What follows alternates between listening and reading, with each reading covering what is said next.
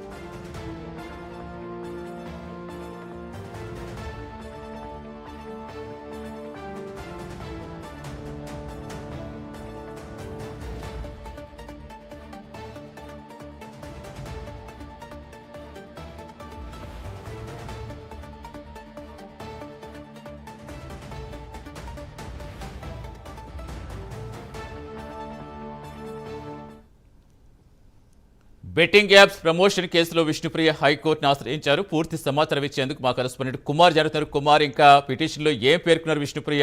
ఏ టైంకి హైకోర్టు విచారణకు వచ్చే అవకాశం ఉంది? Thank you Satish. ఏదైతే బెట్టింగ్ యాప్స్ ప్రమోషన్ కేసుకు సంబంధించి ఈ రోజు విష్ణుప్రియతో పాటు ప్రీతు చౌదరిని కూడా ఇటు పంజాగుట్ట పోలీసులు అయితే విచారించనున్నారు. ఈ నేపథ్యంలో ఈ కేసు మరొక మలుపు తీసుకుందనే చెప్పొచ్చు. ముఖ్యంగా విష్ణుప్రియ హైకోర్టును అయితే ఆశ్రయించింది. తనపై ఏదైతే నమోదైన 2 ఎఫ్ఐఆర్లను క్వాష్ చేయాలంటూ కూడా హైకోర్టులో పిటిషన్ అయితే దాఖలు చేసిన నేపథ్యంలో ఈ రోజు ఏదైతే ఈ పిటిషన్ విచారణకు అయితే వచ్చే అవకాశం అయితే ఉంది.